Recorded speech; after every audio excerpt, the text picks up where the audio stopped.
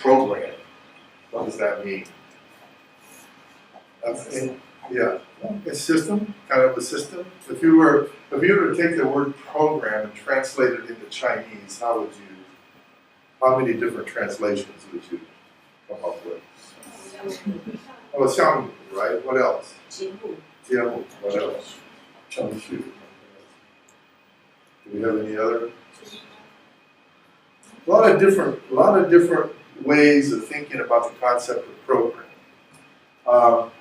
So what I would always say about a program is it's just a series, okay, series of events leading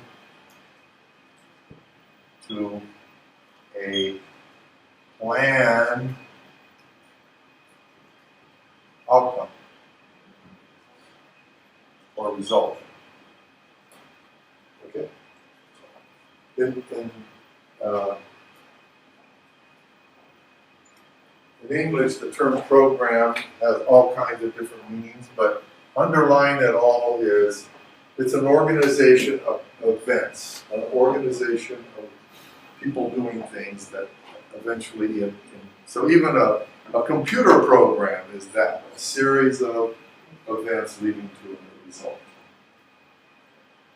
So the concept of this kind of thing depends so heavily on this idea of program and our ability to design programs.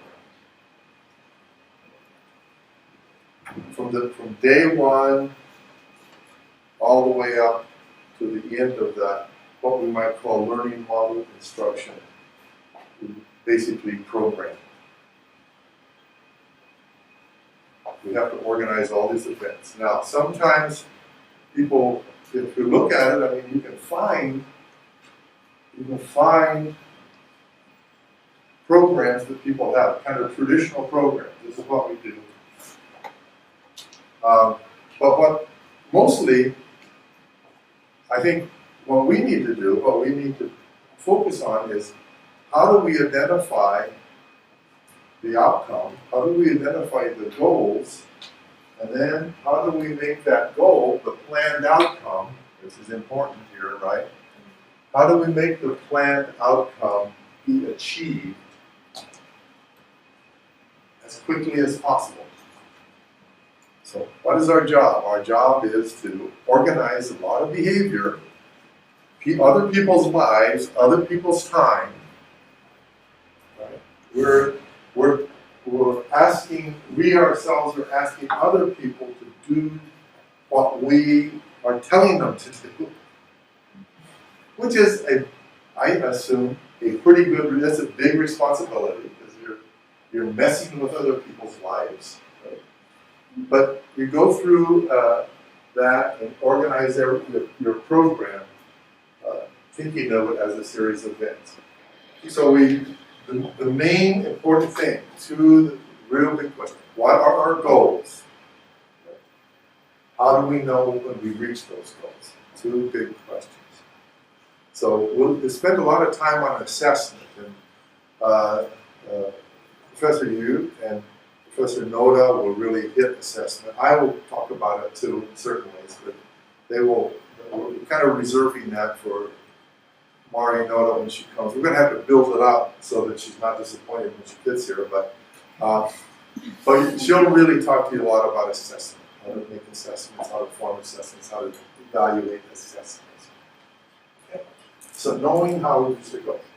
How we determine our goals is extremely important. What we have decided, for example, in our program, I'm not saying every program should do this, but what we decided that our goal for our program was our students can work with Chinese people. And they can work in Chinese organizations. So it's not like our students can go to General Electric China and work with Chinese people. That's not our goal. Our goal is that our students have to go to a place like Higher and work within the organization with Chinese people. They have to have a Chinese boss, they have to have Chinese colleagues, they have to get cooperation from Chinese people. That's what we say. You got to be able to work in Chinese. So, sort of, if we have to, like I say, culture is extremely complex, language extremely complex, we can't teach everything.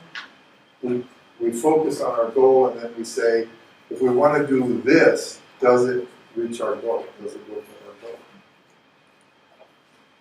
If we want to include literature into our language program, does that contribute to the goal? So you might think about things and you might have different goals, but that's our goal.